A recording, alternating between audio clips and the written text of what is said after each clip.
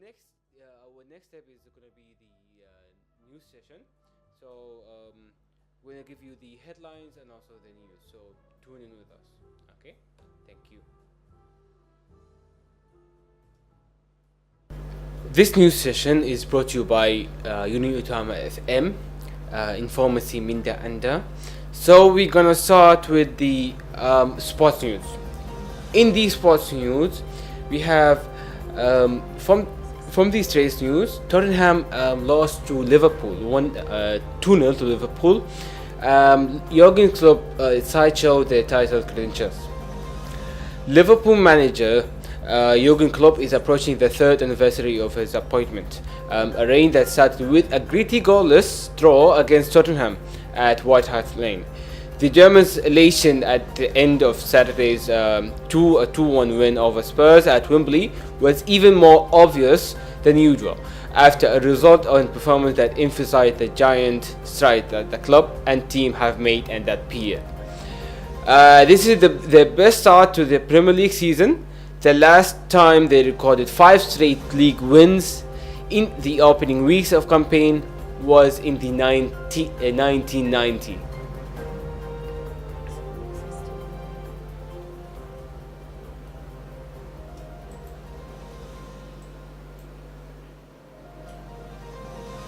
To politics.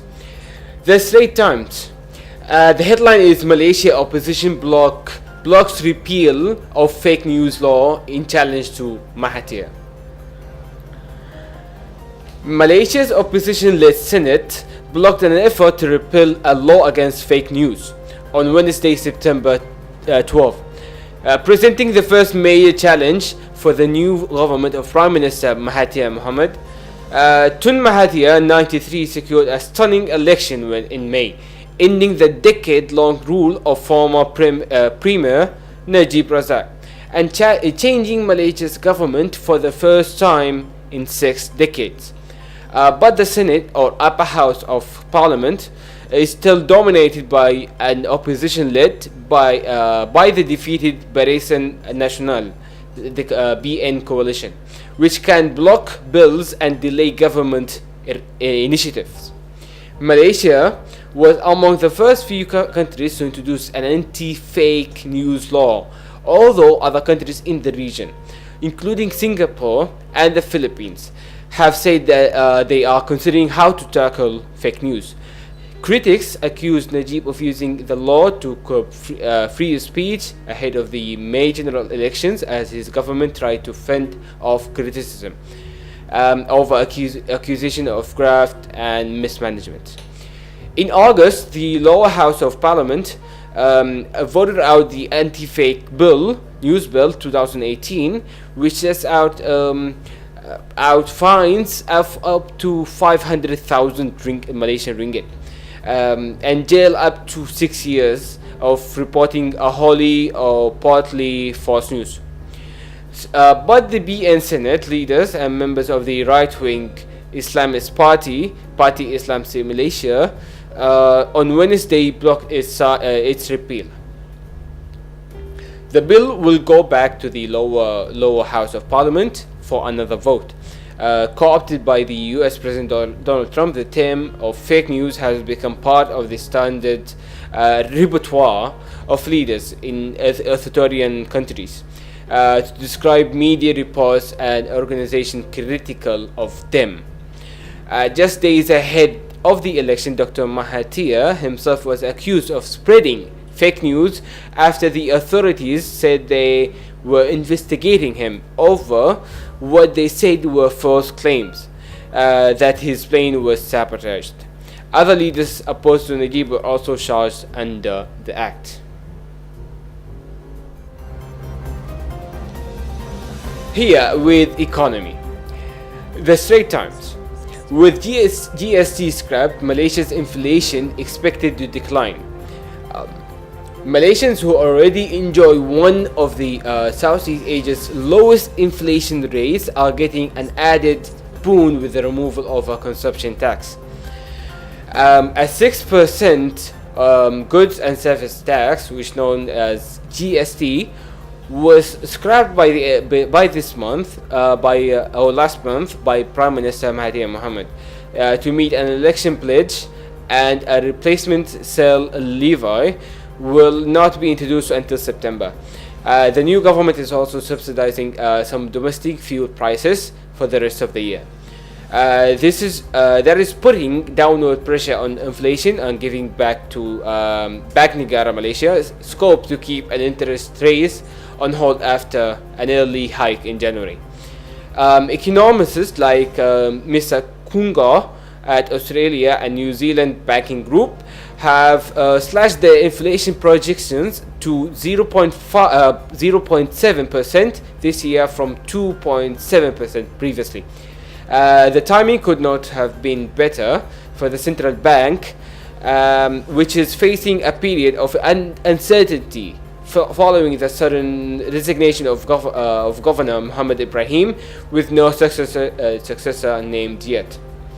A slowdown in inflation gives the Malaysian central bank some respite as its counterparts in Asia scramble to tighten monetary policy aimed throughout in emerging market currencies.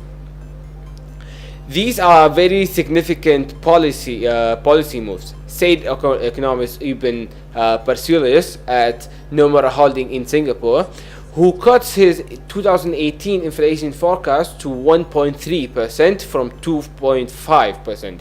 With inflation coming in even lower, we think the rate hike they did earlier was a one and done, though that will ultimately depend on the new governor.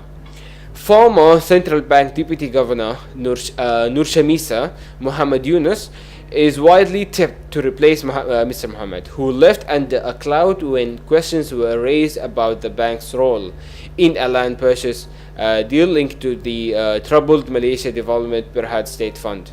The troubled Satu Malaysia Development Berhad State Fund. The tax move will not show up in May inflation.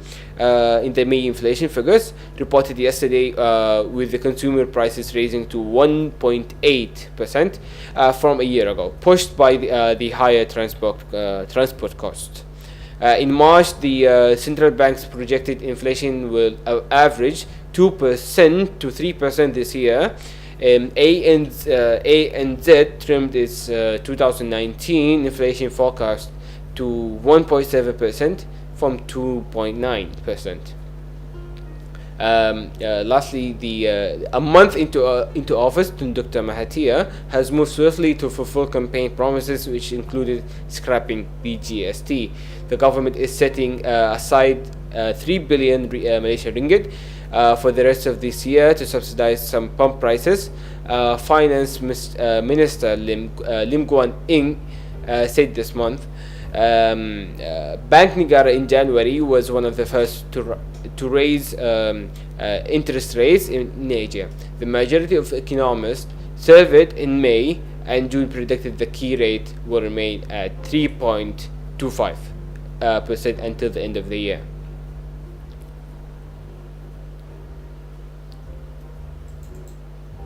From a shortage of appropriately skilled technical professionals worker, making it very difficult for the business sector to deploy technology or technologically advanced processes, products and services, the US agency said.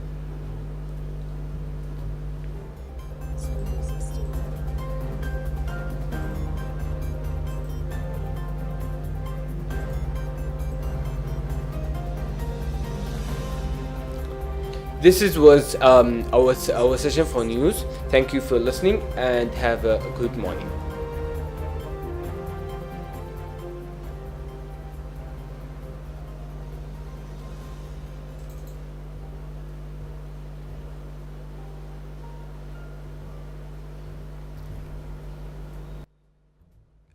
Thank you guys for listening to us for the news session.